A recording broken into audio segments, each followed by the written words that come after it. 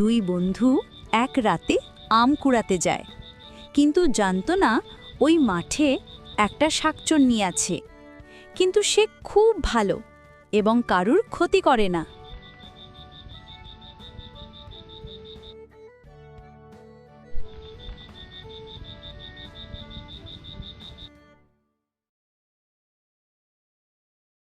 কে রে, আমার আম বাগানে কে এসেছে?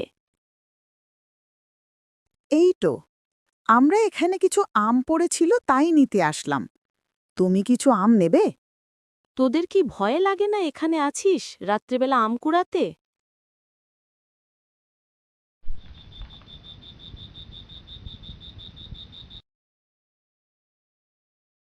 তোরা খুব ভালো। ঠিক আছে, এখানে আম কোড়া। আমি চলে যাই, আর এখানে আসব না। তারপর থেকে শাকচুন্নি ওখান থেকে চিরদিনের মতো চলে যায়, আর ছেলেমেয়েরা শান্তিতে আম কুড়াতে থাকে।